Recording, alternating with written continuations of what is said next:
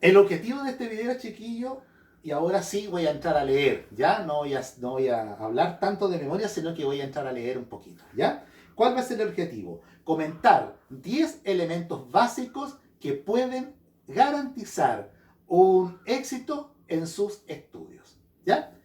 El primero va a ser crear un plan de estudio diario.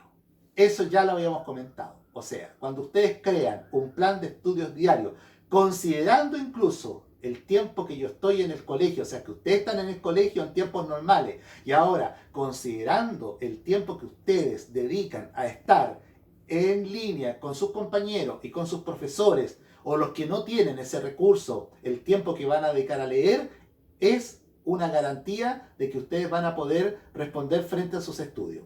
Un segundo elemento, tomar descansos, ¿ya?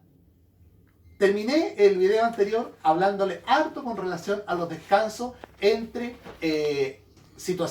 materia y materia. Por ejemplo, en el colegio, ¿qué pasa? Tengo los primeros 90 minutos de clase, entre las 8 y cuarto, ¿no es cierto? Y un cuarto para las 10 de la mañana. ¿Qué viene después? Un recreo de 15 minutos. ¿Para qué es el recreo? El recreo es para descansar. ¿Cómo se descansa? Conversando con los compañeros, yendo al baño, tomando agua, lavándome la cara, yendo a tomar desayuno. O sea, hay una distracción. Se supone que en ese momento ustedes no hacen otra cosa más que jugar, echar la talla con el amigo. Eso es un descanso. Y eso después pasa de nuevo en el segundo recreo, entre las 11:30 y un cuarto para las 12, después viene la hora de almuerzo, etc. Bueno, en la casa tiene que ser igual. Tiene que haber entre materia y materia un periodo de descanso.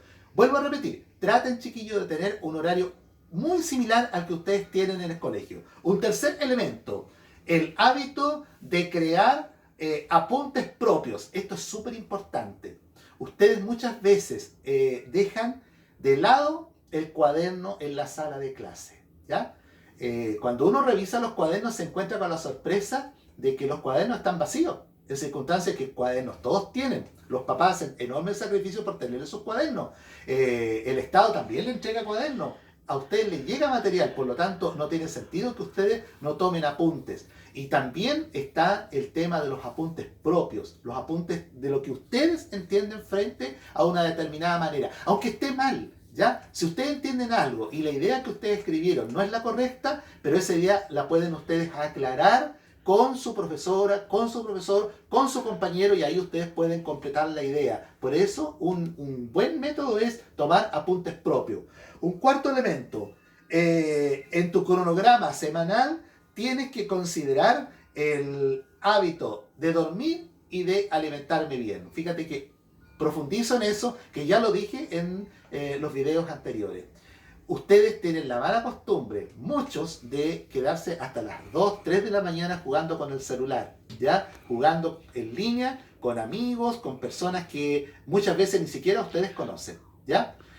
No voy a entrar a una crítica de eso, si es bueno o es malo, pero sí la crítica que hago es que ustedes no están durmiendo las horas suficientes. Y una persona, cualquiera, sea niño, sea adolescente, sea adulto, tiene que dormir por lo menos 8 horas muy bien dormidas. La comida tiene que ser lo mejor posible. A lo mejor no va a ser un tremendo plato de comida el que van a ustedes a ingerir, pero que sí sea un plato reposado, una comida tranquila, una comida bien, bien masticada, etcétera, ¿ya? ¿Para qué? Para que ustedes dediquen ese tiempo para eso, para comer bien dentro de lo que cada uno puede hacerlo. Un quinto elemento, hacer buenas preguntas en las clases. Bueno, aquí ustedes tienen clases en línea, ¿no es cierto?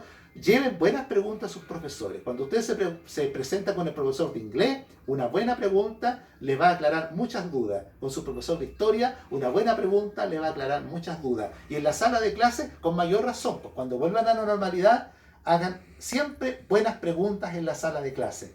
Uno como profesor se alegra mucho cuando los alumnos preguntan, y no hay preguntas tontas. Siempre las preguntas ayudan al resto de los compañeros que no se atreven a hacerlo a aclarar dudas. Un sexto elemento, preparar las evaluaciones con tiempo.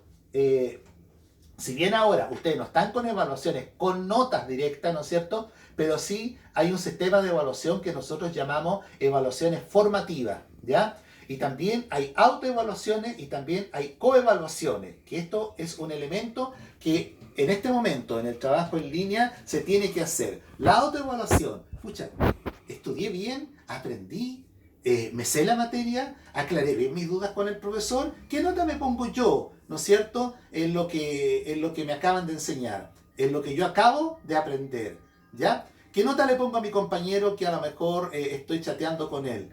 ¿No es cierto? ¿Lo puedo ayudar a él? Él sabe más que yo, lo por él me puede ayudar a mí, ¿no es cierto? Y en el momento en que vuelvan ustedes al colegio, en ese momento va a haber que evaluar. Preparen bien sus pruebas. Y cuando estén en tiempos normales, ya que eso va a ser, por supuesto, preparar muy bien las evaluaciones con tiempo, no de un día para otro, no calentar las materias. Un séptimo elemento, aprender de los errores, ¿no es cierto? Aprender de los errores. Uno comete errores, entonces hay una muy buena estrategia que es cuando la profesora o el profesor corrige la prueba que uno ha hecho.